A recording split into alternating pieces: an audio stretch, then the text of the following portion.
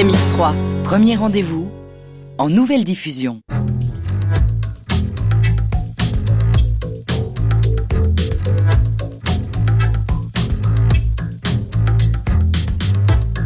Premier rendez-vous, Pauline Vrolix. Un après-midi de personnalité, une première rencontre toujours singulière, en direct sur La Première. Notre première invitée est une éleveuse de moutons. Elle a un petit troupeau d'une trentaine de bêtes au Plan-sur-Baie, dans les Préalpes vaudoises. Choquée d'apprendre que la laine des bêtes finit à l'incinération, elle crée en 2018 l'association La Filature de l'Avançon pour valoriser les poils des animaux, les savoir-faire et tisser des liens au-delà de la laine, vous allez voir. Originaire du Jura bernois, née à Orvin, elle grandit à Bienne. Enseignante de formation, devenue travailleuse sociale, elle est aussi une militante écologiste qui fait dialoguer les villes et les campagnes. Notre deuxième invité est un vétérinaire installé en Valais. Pendant longtemps, il pratique une médecine classique sur les animaux avant de s'ouvrir à d'autres formes de soins. Ostéopathie, acupuncture et désormais médecine énergétique font partie de sa palette pour aider les animaux. Deux livres racontent son approche, Soigner les animaux autrement, parcours et conseils d'un vétérinaire énergéticien, et puis son tout dernier, Guide pratique de médecine vétérinaire énergétique à destination des chiens et chats.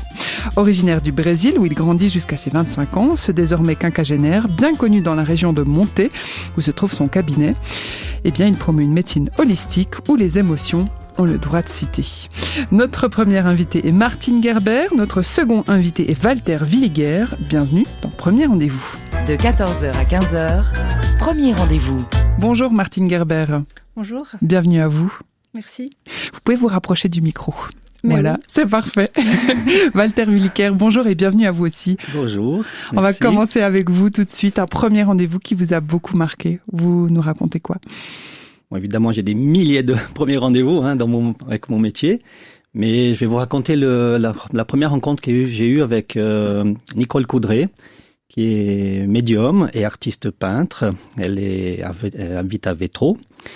Et avant de la rencontrer, en fait, en quelque sorte, je la connaissais déjà parce que j'avais reçu un jeu de cartes qui s'appelle Les Portes des Dimensions Intérieures, qui avait été fait par elle-même, avec des très belles images sur ces cartes qu'elle avait dessinées par channeling. Et ça veut dire channeling, pour ceux qui sont pas au courant, c'est recevoir des messages de l'au-delà, voilà, en quelque sorte. Voilà, exactement. Ok, continuez. Et donc, j'ai reçu ce jeu de cartes à l'époque où j'avais commencé ma formation d'ostéopathie. Et puis, pratiquement tous les jours, j'en prenais une carte pour avoir un message du jour, pour avoir un bon début de journée. Et puis voilà, le temps a passé. Puis un beau jour, j'arrive au cabinet le matin et je regarde mon agenda. Et qui je vois sur l'agenda? Nicole Coudray. Et ben voilà, vous deviez la rencontrer. C'était super. J'ai vu ça, tiens, voilà, c'est l'occasion. Et puis voilà, quand elle est rentrée avec son chien qui avait un petit problème de boiterie, j'ai dit bonjour, je vous connais. Et puis elle dit oui, moi aussi. Okay. Et puis c'est vrai que c'était hyper sympa parce que le courant a passé tout de suite entre nous. Pendant que je manipulais son chien, on n'arrêtait pas de discuter et on avait plein de choses en commun, dans les goûts de musique, dans les énergies. Puis depuis on est devenus amis. Mm-hmm. Et c'est un peu grâce à elle que je suis là aujourd'hui. C'est-à-dire que c'est elle qui vous a ouvert les portes de l'énergétique, du monde énergétique, c'est ça, Walter Villiger? J'avais commencé à baigner dans ce monde-là avec la formation d'ostéopathie. J'ai découvert un univers complètement différent de ce que j'ai imaginé avant de commencer justement cette formation. J'imaginais aller craquer des articulations, faire plutôt quelque chose de mécanique. Et il y avait tout un univers d'énergie que je connaissais pas. Mm-hmm. Et donc, voilà. Elle vous a accompagné sur ce chemin-là, c'est ça? Voilà, oui. En fait, moi j'avais ma sœur aînée qui est décédée, elle a eu un cancer du sein, et elle vivait au Brésil, elle était thérapeute, et elle venait de temps en temps en Suisse en vacances, et puis on faisait des sorties en nature, on allait voir des sites énergétiques. On avait passé quelques jours en Auvergne pour les sites énergétiques dont je parle dans mon premier livre. Et bon, après, malheureusement, elle est décédée. Et je suis allé rencontrer Nicole Coudray pour une séance de médiumnité. Et c'est au cours de cette séance-là que j'ai appris que j'allais écrire des livres, parce que j'avais aucune idée à ce moment-là. Et c'est ma sœur, pendant la séance de médiumnité, qui m'a dit tu vas écrire plusieurs livres. J'ai dit, ouh là là, là, tu me mets la pression. Là. Et voilà, en fait, je suis au 2e livre et voilà. Je vais rappeler le titre de votre dernier ouvrage paru chez Favre. Ça s'appelle Guide pratique de médecine vétérinaire énergétique des traitements naturels pour soigner chiens et chats. On y reviendra. Merci pour ce premier rendez-vous avec Nicole Coudray. Elle était venue dans Premier Rendez-vous, je crois, l'année passée. Martine Gerber, de votre côté, un premier rendez-vous qui vous a beaucoup marqué. Ce sera quoi? Vous nous emmenez où? Je vous emmène toujours dans la vallée des Plans. Mais j'aimerais d'abord rectifier, j'habite pas et j'ai pas mon troupeau au Plan-sur-B, mais au Posse-sur-B. C'est un petit peu plus haut? C'est un petit peu à côté. Ok, très bien. Parce que la commune de B a plusieurs hameaux et moi je suis dans le hameau des Posses. Ah, super. Et voilà. Du coup, ça ressemble à quoi chez vous? Racontez-nous. Alors, chez la vallée, ça ressemble à une vallée de bout de canton qui, quand je suis arrivée il y a 30 ans, était très peu habitée, très peu intéressante. Visiblement, j'étais un petit peu, il me semble, une des premières à m'y intéresser, ou alors une des dernières. Il y avait beaucoup de personnes âgées et peu de renouveau. Et justement, à ce propos, mon premier rendez-vous, c'était un renouveau. C'est un étranger qui est arrivé dans la vallée et il s'est installé sans que j'en ai connaissance. Et un jour, j'ai rencontré cet homme dans la forêt. Et voilà, j'étais intriguée parce qu'il m'a dit qu'il habitait à Frenières-sur-B, qui est un autre hameau, et je le connaissais pas. Je dis, étonnant, je connais pas les gens de toute la vallée. Et puis, plusieurs années plus tard, on m'a dit que cette personne, Laurent, pour pas le nommer, avait ouvert une épicerie et un café local à Frenières. Donc j'ai bondi, je suis allée le trouver, et j'ai trouvé ça génial que quelqu'un du dehors, comme on dit, ait le courage en fait de monter une petite épicerie, de vendre les produits locaux, d'accepter de faire le lien. En fait, c'était un vrai cadeau, Laurent, un vrai cadeau. Et avant, on savait jamais où se rencontrer. On avait plus de bistrot, plus de poste, plus de services publics. Et là, depuis qu'il est là, toute la vallée se rencontre pour boire un café, pour discuter, pour commérer, c'est radio tam-tam, tous les jours de la semaine, on a cette chance de pouvoir partager. Et pour moi, le lien, c'est tellement important. Et je remercie Laurent de faire le lien entre nous tous dans la vallée des Plans. C'est magnifique, Martine Gerber. On sent ce besoin de se retrouver.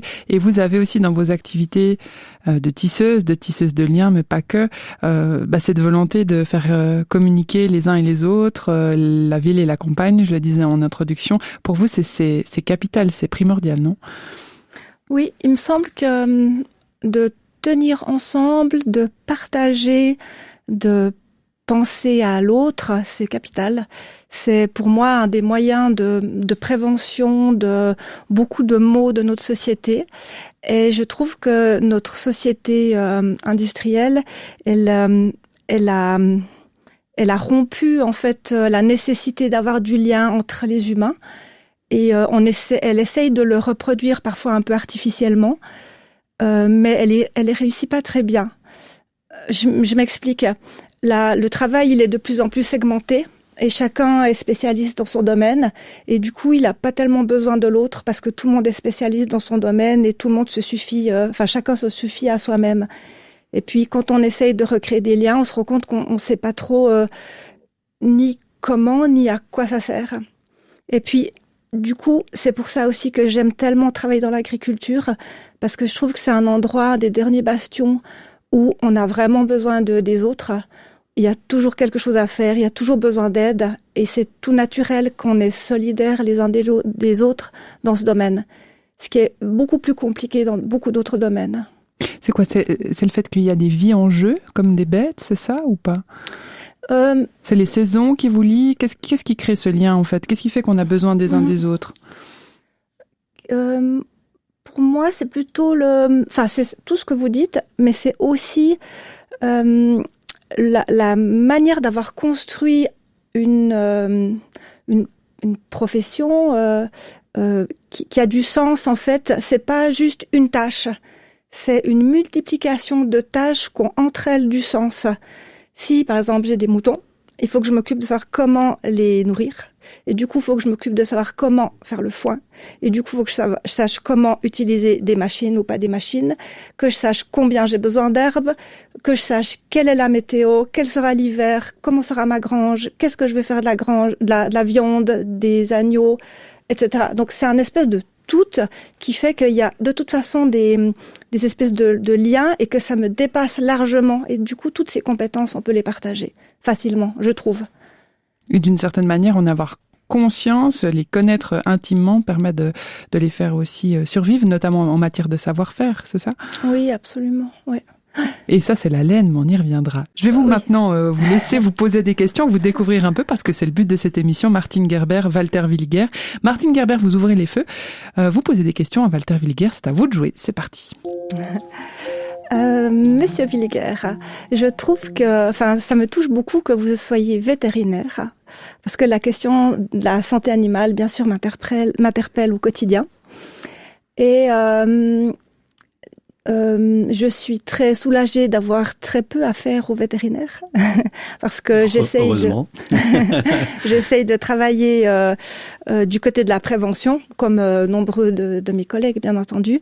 Mais quand j'ai besoin de soins qui dépassent mes compétences, je cherche en effet à avoir recours à quelqu'un qui prend en compte la bête dans toute sa personnalité et inscrite dans tout son troupeau. En fait, pour moi, le mouton, par exemple, on parlait que des moutons, c'est pas seulement un individu, c'est aussi un groupe.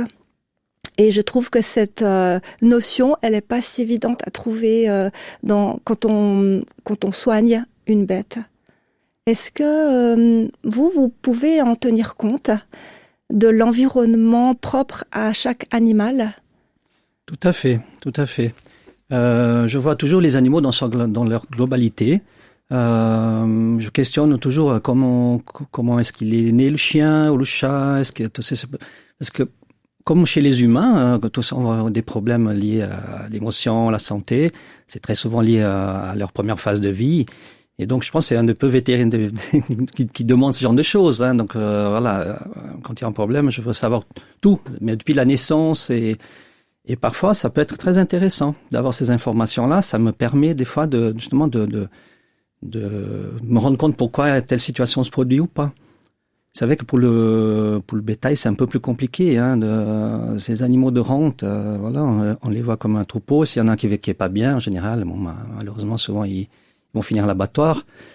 Alors que dans la médecine des petits animaux, elle est devenue tellement professionnelle et tellement proche de la médecine humaine avec toutes les technologies qu'on a maintenant.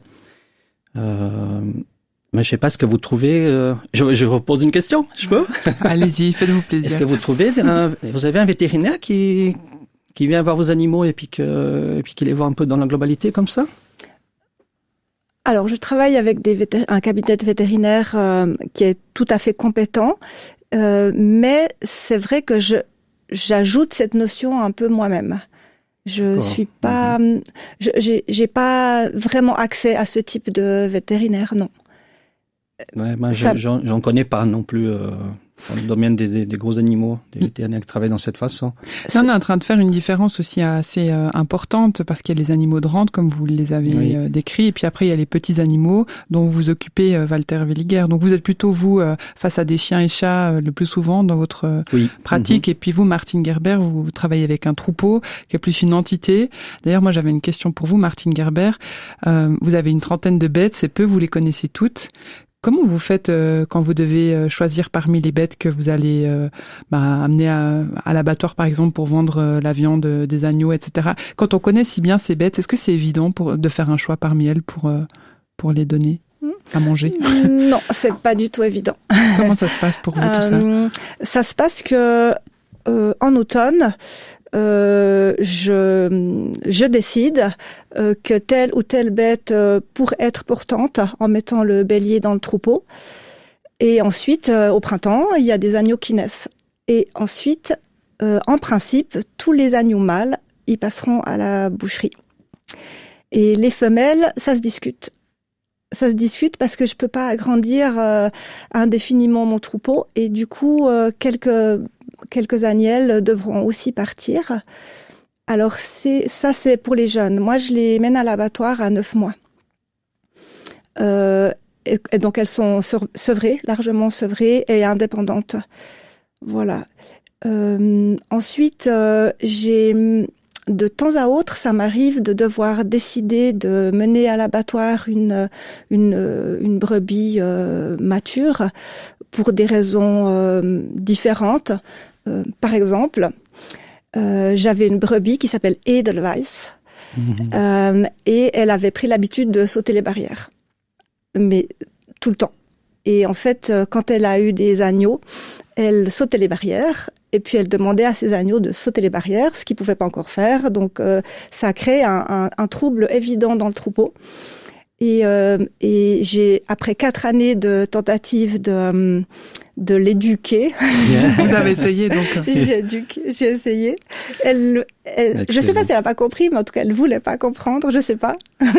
Elle a dû partir. Parce qu'elle crée un trop grand trouble à l'intérieur même du troupeau. Et ça, c'est vraiment un critère pour moi. Le mouton, c'est une personne, c'est un sujet individuel, mais c'est surtout un sujet collectif qui fait partie d'un groupe. Et il faut que le groupe soit en bonne santé. Et voilà pourquoi Edelweiss a dû quitter le troupeau. Intéressant, Martine Gerber. Je me demande en vous écoutant si Walter Williger aurait pu intervenir. Je crois que vous faites de la communication animale aussi, ou pas? Oui, je fais depuis plusieurs années, j'ai fait 2 formations de communication animale et puis je pratique beaucoup. Du coup, vous se seriez senti la mission d'aller, je sais pas, parler à Edelweiss s'il avait été encore en vie pour lui dire « Alors Edelweiss, reste dans le troupeau parce que sinon tu vas finir à la casserole. » Probablement. Après, les animaux, ils ont des réactions d'animaux, leur instinct, des fois on leur explique et des fois ils se disent « Ouais, j'ai compris », mais après ils agissent autrement. Hein. Ils ont leur volonté les chiens propre. qui aboient et les gens disent « Ah, dites-le d'arrêter d'aboyer ». Mais voilà, c'est l'instinct, souvent il parle plus fort et la réactivité... c'est juste, on a plus vite les réactions que la pensée, donc l'animal il est très instinctif. Hein. C'est ça qui fait que ce serait difficile dans une situation comme ça. Mais des fois, étonnamment, on discute avec les animaux et ils comprennent et ils changent de comportement. Oui, mais en fait, je l'ai fait avec Edelweiss. C'est vrai, vous avez tenté le coup, Martine Gerber. Alors, évidemment, je lui ai parlé moi-même et j'ai aussi fait venir quelqu'un. Alors, il s'agit de nouveau de cet ami qui s'appelle Laurent. Celui de l'épicerie, qui a aussi des facultés médiumniques et qui lui a parlé. Et en fait, ça n'a pas suffisamment servi. Elle était vraiment... elle m'a beaucoup appris, cette brebis, parce qu'elle était un petit peu chèvre de Monsieur Seguin, et puis aussi un petit peu émancipée, parce que en fait, les brebis, elles sont à disposition de leurs agneaux, mais c'est les agneaux qui doivent faire l'effort. Et c'est un peu à l'inverse des humains. Okay. Et ça m'interpelle énormément. Donc, Edelweiss, elle saute les parcs, les petits doivent sauter le parc, sinon ils ont rien à manger. Voilà. C'est comme ça. Et je trouvais assez admiratif de la part de cette brebis d'être à ce point-là sûre d'elle, qu'elle arriverait à conditionner ses petits pour qu'ils fassent comme elle, c'est-à-dire d'aller voir à l'extérieur du parc, là où il y a la liberté et l'herbe verte. Mais toute seule, une Edelweiss, il n'y a pas de problème. Ça me fait vraiment beaucoup de plaisir qu'une brebis soit... Une coquine. Coquine et libre aussi. Mais en troupeau, ça marche pas. Hyper intéressant, Martine Gerber, de voir la volonté des humains, de voir comment est-ce qu'on gère ces animaux, même dans une volonté comme ça très... je ne sais pas comment la qualifier, Martine Gerber, parce que vous êtes une paysanne avec un petit troupeau, avec des ambitions autour de la laine, du lien, etc. Il y a comme ça une tension intéressante entre ce qu'on peut et ce qu'on veut, non ? Oui, absolument. Et la question, par exemple, que je pourrais aussi vous poser, Monsieur Williger, c'est en tant que professionnel, comment vous gérez la décision de vie et de mort d'un animal ? Ce que je gère moi aussi en permanence. Ouais, c'est toujours des décisions difficiles.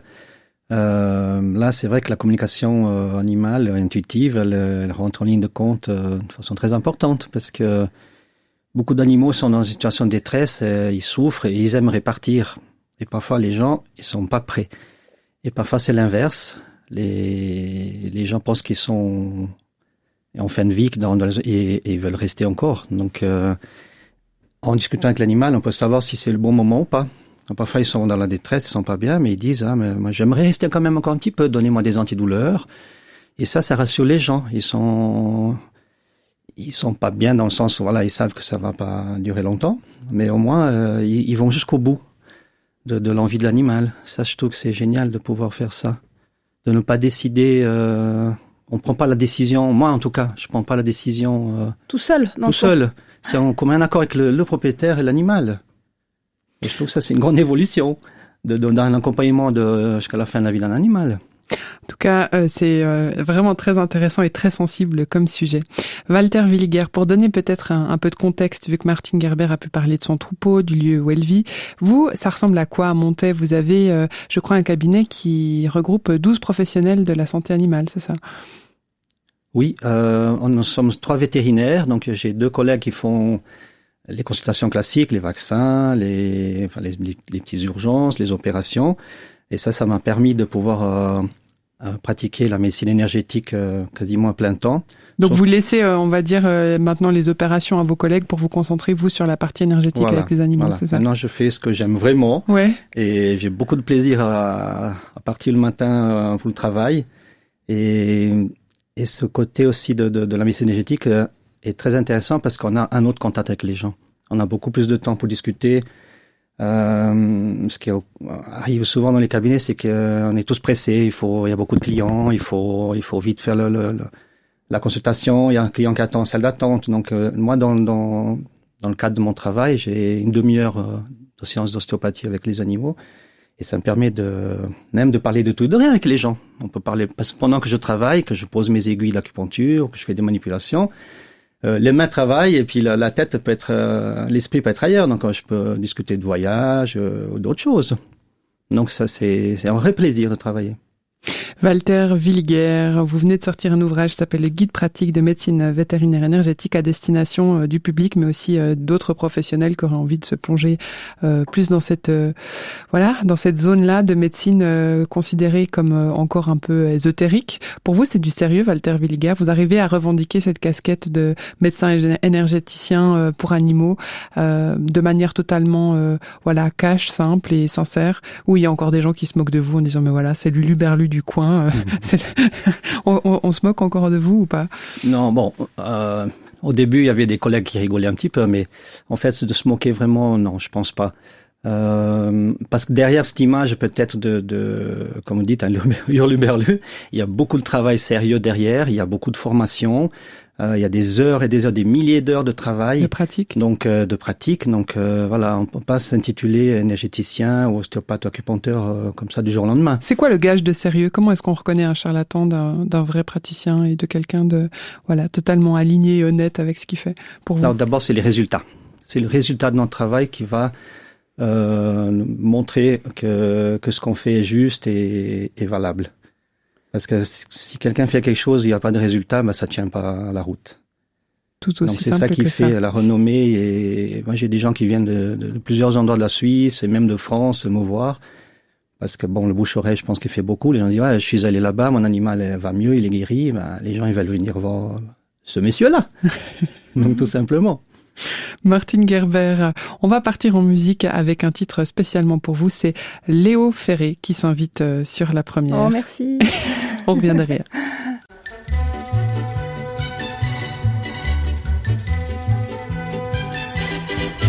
T'es toute nue sous ton poule, y a la rue qu'est ma boule, joli môme. T'as ton cœur à ton cou et le bonheur par en dessous, joli môme. T'as le rimel qui fout le camp, c'est le dégel des amants, joli môme. Ta prairie, ça sent bon, fais-en don aux amis, joli môme. T'es qu'une fleur du printemps qui se fout de l'heure et du temps. T'es qu'une rose éclatée que l'on pose à côté, joli môme. T'es qu'un brin de soleil dans le chagrin du réveil. T'es qu'une vampe qu'on éteint comme une lampe au matin, joli môme. Tes baisers sont pointus comme un accent aigu, joli môme. Tes petits seins sont du jour à la coque, à l'amour, joli môme. Ta barrière de froufrou, faut se la faire, mais c'est doux, joli môme. Ta violette et le violon qu'on violente et c'est bon, joli môme. T'es qu'une fleur de passe-temps qui se fout de l'heure et du temps. T'es qu'une étoile d'amour qu'on entoile au beau jour, joli môme. T'es qu'un point sur les i du chagrin de la vie, et qu'une chose de la vie qu'on arrose, qu'on oublie, joli môme. T'as qu'une paire de mirettes au poker des conquêtes, joli môme. T'as qu'une rime au bonheur, faut que ça rime ou que ça pleure, joli môme. T'as qu'une source au milieu qui éclabousse du bon Dieu, joli môme.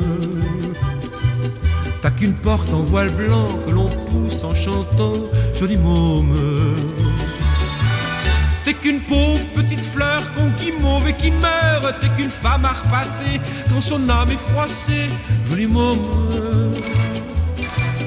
T'es qu'une feuille de l'automne, qu'on effeuille monotone. T'es qu'une joie en allée, viens chez moi la retrouver, joli môme. T'es toute nue sous ton poule, y'a la rue qu'est ma boule, joli môme.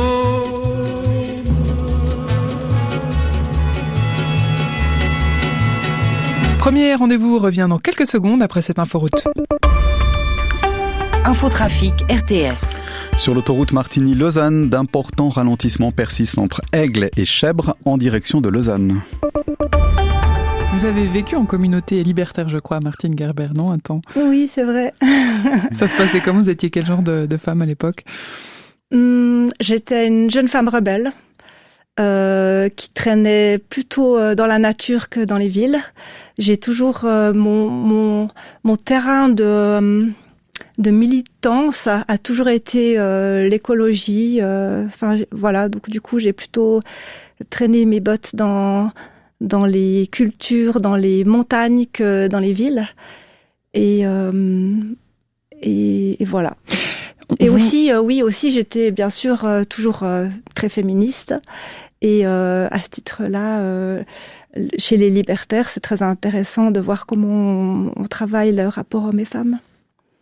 Et vous clignez des yeux d'un petit air malicieux comme ça, Martine Gerber. Vous avez créé en 2018 le Fil de l'Avançon. Qu'est-ce que c'est? C'est une association où on parle de laine, je crois, en parlant de jolis pulls et de toute nue sous son pull.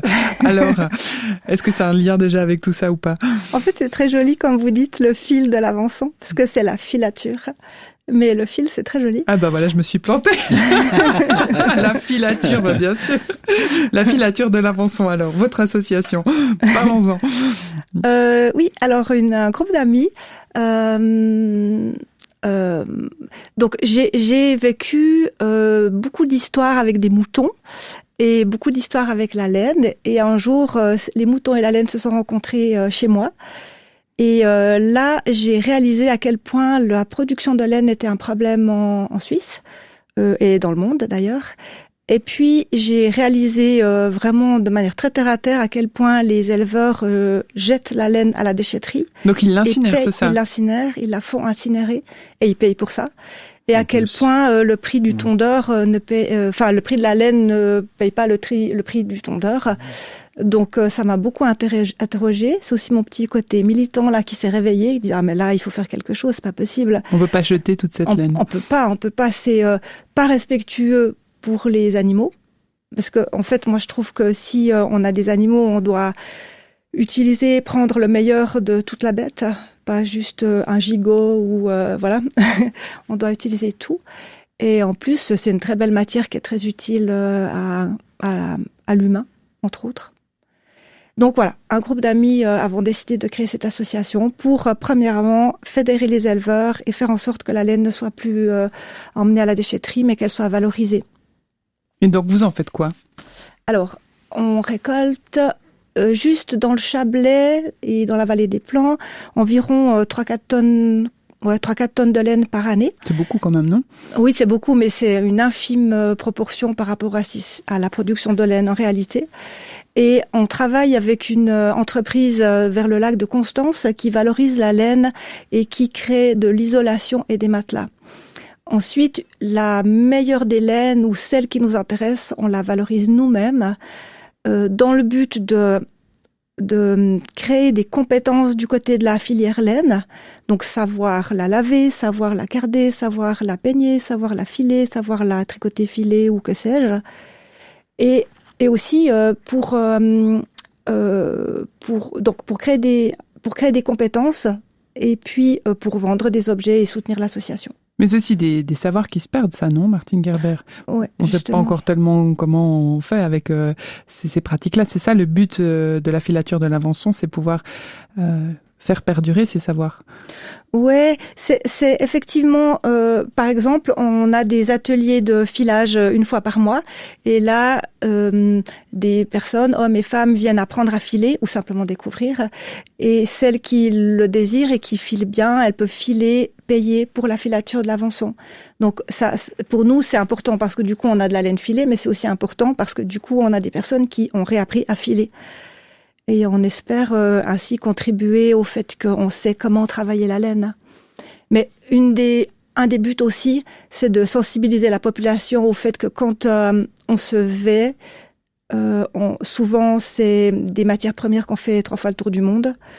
Que quand on croit bien faire en achetant de la laine, c'est pas de la laine de chez nous, c'est de la laine qui vient de Nouvelle-Zélande ou de Chine, et que les élevages sont des élevages intensifs. Et puis là, je vous regarde, Monsieur Big, et que ça c'est pour nous un problème éthique vraiment à pointer du doigt. C'est clair qu'en Suisse, la laine de nos moutons n'est pas très douce, parce que les moutons rustiques qui sont capables de vivre dans nos montagnes, ce sont des moutons qui créent de la laine qui est assez rêche et qui les gens disent ça pique. Donc, on peut pas rivaliser avec les mérinos ou les laines très douces, mais on peut imaginer faire autre chose. Et de plus en plus de petites usines ou de petites collectivités se réunissent pour créer des filières, pour en fait remonter la filière de la laine en Suisse à petite échelle, mais au moins pour pas perdre complètement le savoir et aussi pas perdre la laine tout simplement, cette matière première. De quoi auriez-vous besoin pour vous agrandir, pour vous faire connaître, pour aussi vous rémunérer? Parce que je crois que c'est pour l'instant une activité qui vous rémunère pas tellement, Martine Gerber. Oui, effectivement, c'est une activité totalement associative. Elle nous rémunère, elle nous gratifie en amitié, en expérience et en compétences, mais pas en argent. Là, notre objectif à court terme, c'est d'acquérir une machine à feutrer la laine. Parce que la laine que les moutons de nos alpages produisent, elle va bien pour le feutrage. Et ça, ce serait un joli coup de pouce, c'est ça. Auditeurs et auditrices, donc si vous avez envie de sponsoriser la filature de l'Avançon, manifestez-vous. rdv@rts.ch et je vous mettrai en lien avec Martine Gerber au cas où. Martine Gerber, vous avez apporté quoi comme objet? Parce que c'est un sacré objet, ça. On est obligé d'en parler là. Je crois que c'est un lien avec la laine justement, non? Ah oui, c'est un lien avec la laine. Ce sont des forces. Je vais vous faire entendre le son. Quand on coupe, ça fait à peu près comme ça. Ça s'appelle des forces et donc c'est des ciseaux à laine? Ça s'appelle des forces, ouais. C'est des sortes de grands ciseaux en fer Walter forgé. est très impressionné. Des grands ciseaux, voilà, qui sont très coupants et pointus, mais qui en principe, quand on sait bien faire, ne blessent pas du tout l'animal. Alors en fait j'ai pris ces forces parce que j'aime beaucoup tondre mes brebis moi-même. J'ai encore recours à un ami tondeur parce que moi je mets beaucoup de temps pour tondre encore aux forces. Mais j'essaye de plus en plus de le faire à la main. Donc il n'y a jamais de tondeuse électrique chez vous? Faites Oui, justement. Il y en a encore. Okay. Mais mon but ce serait de pouvoir m'en passer. Et quand j'aurai fait suffisamment de progrès, peut-être j'arriverai à m'en passer. Pouvoir faire zip zip zap hop à poil le mouton? Oui, ça c'est un petit peu ambitieux, disons. Ça prend combien de temps de tondre un mouton, Martine Gerber? Alors j'ai une amie qui fait ça très très bien et elle dit que on arrive à peu près à une demi-heure par bête quand on en a tondu une centaine. Et moi j'en suis encore à calculer la dizaine, donc je mets au moins 1 heure, ça dépend de la bête. Ils se laissent faire, vos petits moutons, Martine Gerber, ou pas? Ça dépend. Il y a des moutons qui se laissent faire, il y en a qui aiment pas la position qu'on leur impose, donc là aussi j'essaye de trouver la position qui plaît le mieux aux moutons. Et ça dépend de la taille, ça dépend du poil, Et puis ça dépend si j'ai réussi à aiguiser mes forces comme il faut. Aiguiser ses forces, c'est aussi assez métaphorique, Martine Gerber. Walter Villiger, je vous vois hyper attentif. Comment vous considérez ce monde, vous qui êtes plutôt dans une médecine ostéopathique, énergétique, parfois plus conventionnelle et scientifique aussi. Ça vous fait envie ou comment ça se passe dans votre tête par rapport à ça? En tout cas, en écoutant Martine Gerber parler, on se dit l'éleveur de moutons, ça a l'air quelque chose de très simple, mais autour de ça, il y a tellement de choses que j'ai appris aujourd'hui, entre tout ce qu'elle a dit, entre ce que les bêtes ont besoin, et c'est assez complexe. En tout cas, chapeau. Je pense que vous faites un merveilleux travail à Merci. votre petite échelle. Je rejoins un petit peu ce que vous avez dit par rapport à la laine, que on brûle la laine et puis par principe, on devrait utiliser tout ce que les animaux nous donnent. On avait une fois une communication avec un troupeau de vaches. Et elle disait, ces pauvres vaches, elles vont à l'abattoir et tout. Elle disait, mais ça, c'est pas un problème pour nous. Nous, on est honorés de donner notre cuir, notre viande, à partir du moment qu'il y a du respect. Si les choses sont faites avec respect et amour, donc pour elle, il y avait aucun souci de ce côté-là. Intéressant. J'imagine que c'est aussi une interprétation que nous les humains on peut faire quand on a très envie de manger son steak, non, Walter Villiger? Ou bien est-ce que vous remettez pas du tout en cause le message que vous avez reçu parce que c'est ça et c'est tout?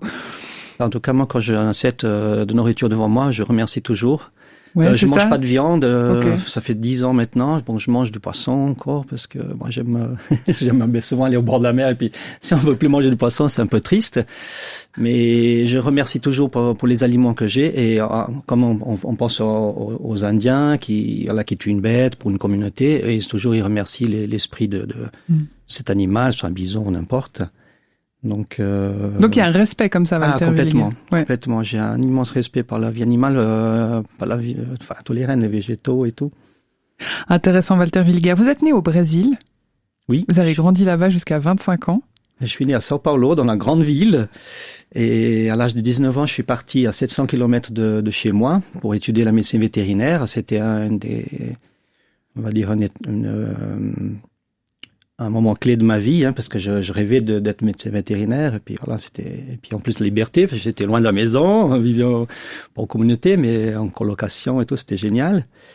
Et pendant les études primaires et aussi tout ça, c'était pas quelque chose qui m'intéressait beaucoup, mais une fois que j'étais à l'université, c'était merveilleux. Ça a bien accroché, c'est ça. C'est bien accroché. Et le tournant énergétique de votre vie, donc, c'est à quel moment? Vous avez parlé de Nicole Coudray tout à l'heure. À quel moment vous vous dites, OK, il n'y a pas que la médecine scientifique, allopathique. Quand est-ce que vous ouvrez à des dimensions un petit peu plus subtiles? Quand on était en formation, qu'on avait des cours pratiques, et que j'entendais parler, je sens la couche d'énergie de l'animal qui est à telle distance du corps, je disais, mais c'est quoi ce charabia là? C'est pas quelque chose qui est visible, qui est pas palpable. Et puis, moi, j'essayais de ressentir ces choses-là, je sentais que dalle. Et c'est clair, quand on dit ça aux gens, ça paraît quelque chose d'étrange, mais une fois qu'on a perçu, qu'on a vécu la chose, c'est extraordinaire de sentir ces choses-là, et ça a complètement changé ma vie. Parce que je fonctionne plus comme je fonctionnais avant. À partir du moment que j'ai commencé à avoir connaissance et conscience de ces choses-là. C'est quoi avant, c'est quoi après, Walter Villiger? Avant, qu'est-ce qu'on va dire? Avant, c'était, on va dire, une vie peut-être plus ou moins normale. Et après, c'est une ouverture à savoir que il y a plein de choses qui nous entourent, qu'on voit pas, qui sont présentes et qui peuvent interagir avec nous, comme des esprits, comme des ondes, comme plusieurs choses, le magnétisme. Comment les animaux ont vécu la pandémie, Walter Villiger? Ou la vivent encore? Alors, vu qu'elle n'est pas terminée. oui, il y a eu des répercussions sur les animaux. Déjà, d'une part, parce que les animaux qui avaient leur habitude d'être, admettons, des animaux d'appartement, des chats qui vivent en appartement uniquement, les gens partaient le matin à l'école, les enfants, les gens allaient au travail, la journée, ouais. se retrouvaient toute la journée avec plein de gens, et puis les gens étaient un peu excités, un peu nerveux avec cette situation, et les animaux ont subi ce stress.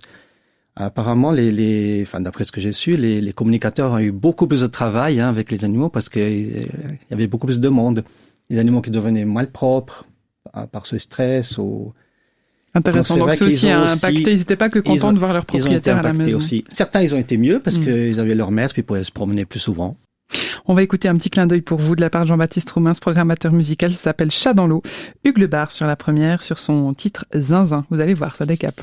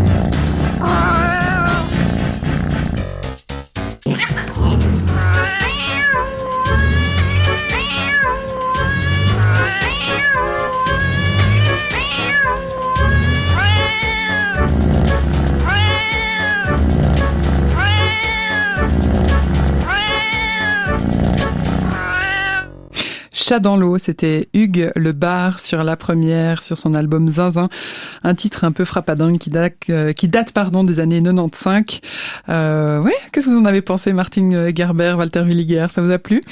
Ah, je trouve ça génial. Ça me fait un tout petit peu mal au cœur. Ça me fait penser que la nuit, parfois, j'ai des animaux qui appellent et qui m'empêchent de dormir, et puis que je me lève en sursaut pour voir si tout va bien. Et ces chats qui, on ne sait pas s'ils sont contents ou pas dans la chanson. Donc ça me stresse un petit peu. Mais la fin semble plus apaisée. Alors Hugues Le Bar semble être un musicien qui aimait sampler les sons de son entourage, notamment de ses chats qui miaulent et qui ronronnent. Alors je crois que c'était dans l'amour que cet enregistrement a été fait, mais qui sait? On ne sait pas. Bon, je voulais pas trop vous stresser, Martine Gerber. Pour vous, Walter Williger, ils vous ont semblé maltraiter ces animaux ou ça Non, allait? je pense pas, mais c'est trop drôle. Ça vous a fait rire? Je me disais, rire. comment est-ce qu'il a fait pour tous ces... Bon, ça a dû prendre du temps pour enregistrer tous ces miaulements et oh non.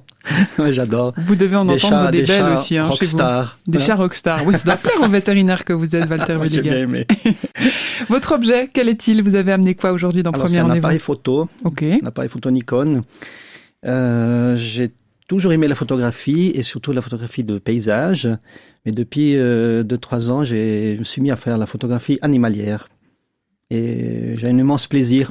Vous les soignez, vous les photographiez. Ils ont quelle place dans votre vie, Walter Williger? Vous en avez à la maison aussi, des animaux? Actuellement, j'en ai plus. Les 2 derniers que j'avais sont malheureusement décédés. Et maintenant, j'ai ma maman à la maison, qui a 89 ans, et ma belle-maman, qui vivent chez nous avec ma femme. Mes enfants sont partis de la maison.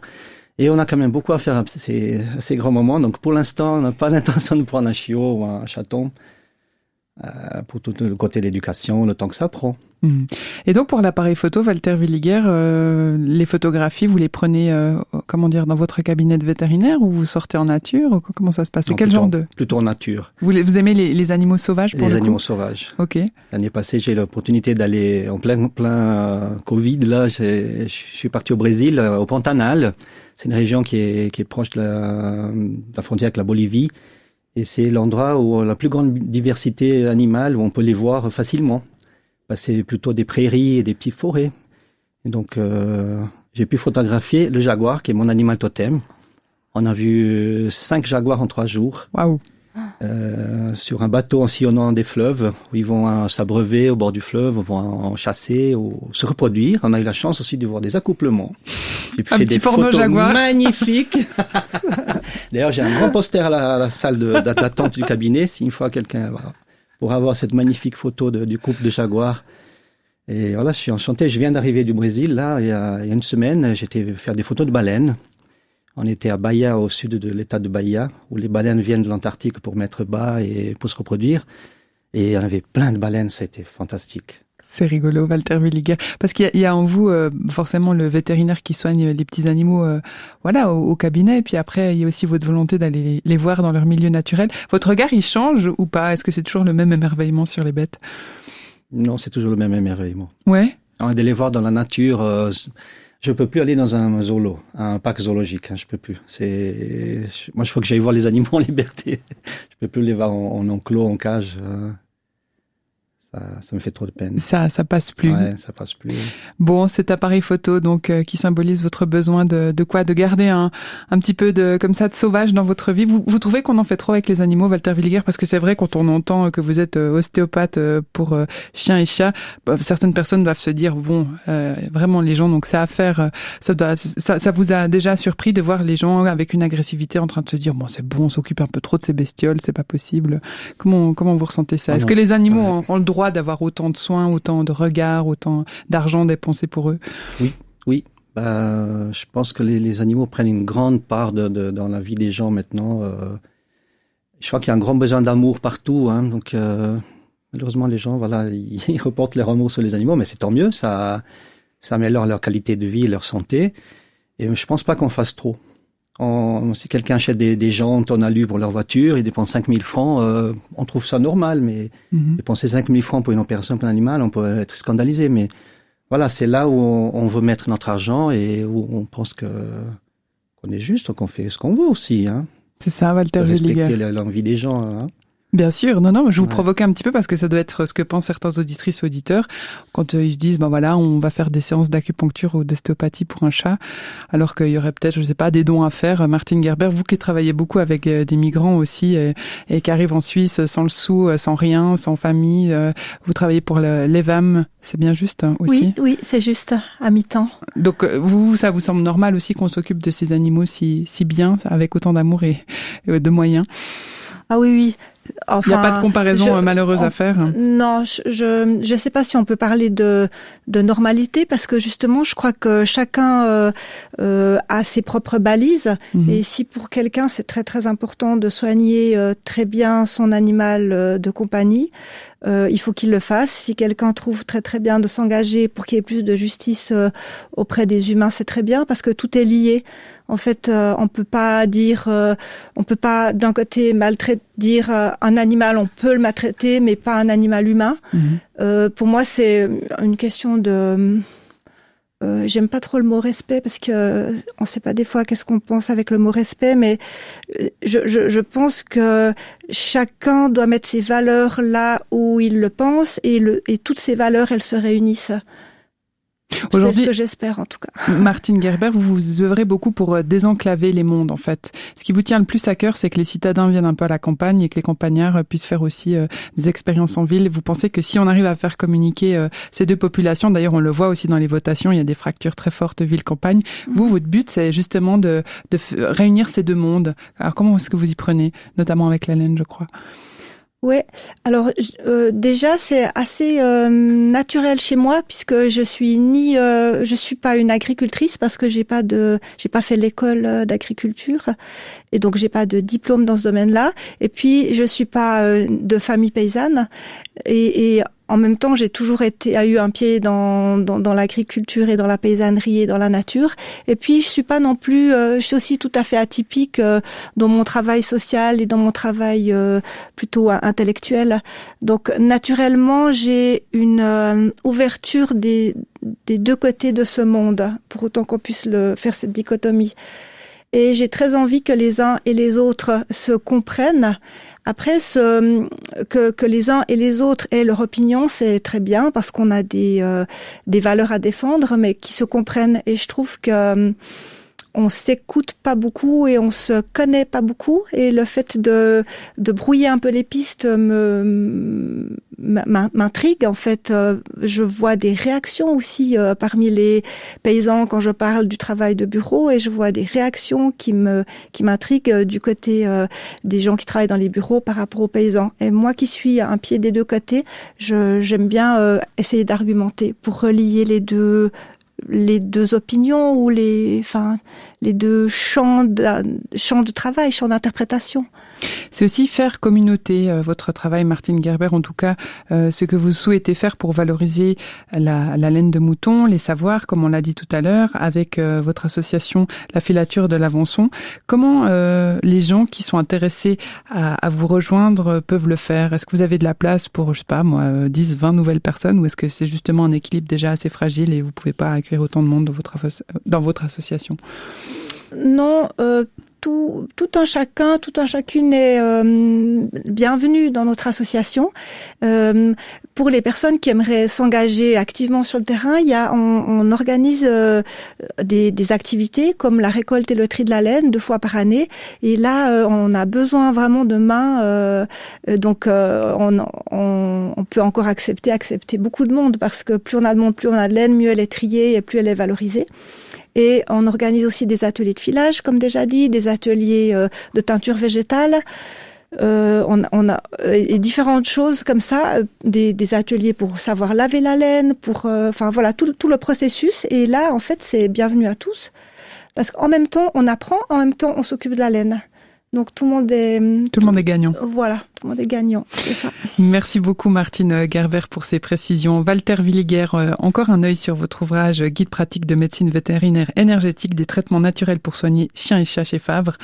C'est sorti en juin dernier. On y voit la tête d'une race dont j'ignore le nom. C'est quoi ce chien là sur la couverture? C'est le chien d'une de nos assistantes en médecine vétérinaire, une des infirmières. C'est comme un labrador mais avec...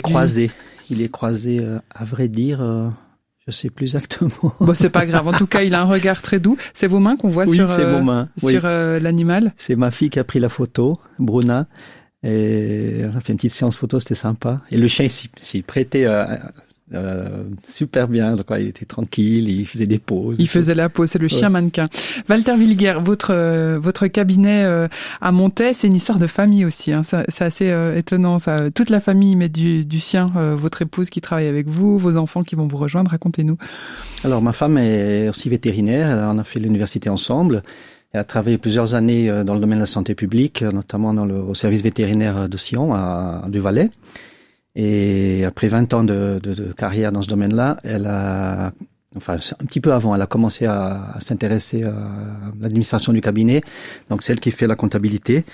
Et ma fille aussi s'intéresse maintenant à ça. Petit à petit, elle est en train d'apprendre la comptabilité et tout le côté administratif. Et votre fils qui se forme aussi en médecine vétérinaire, je crois, en Suisse allemande maintenant. Et voilà, mon fils Gabriel, il est en première année à Berne, de médecine vétérinaire. Donc la relève est gentiment assurée.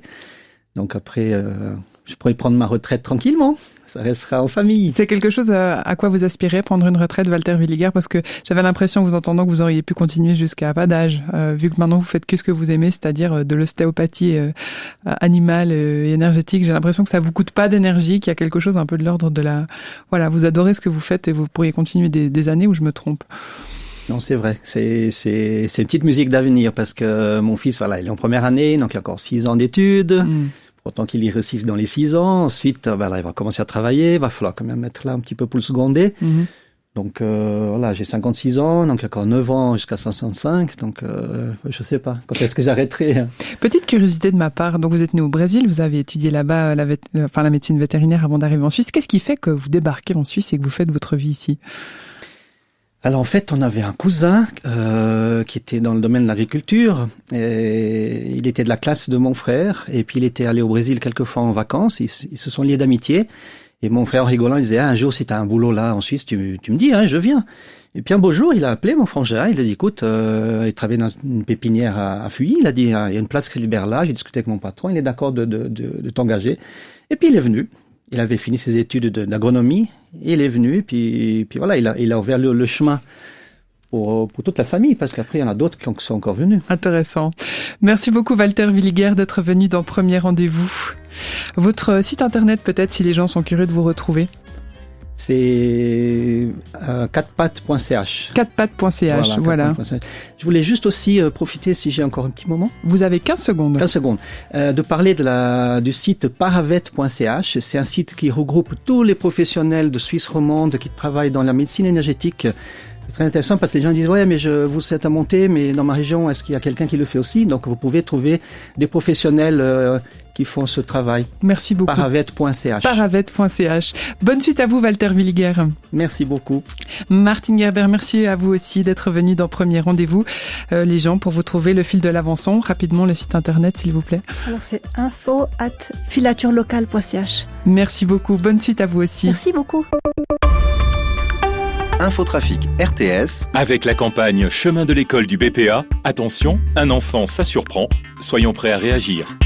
Sur l'axe Cassel-Lucerne, un bouchon de 4 km s'étend entre Quinto et l'entrée sud du tunnel du Gothard en direction de Lucerne, ce qui correspond à 1 heure d'attente.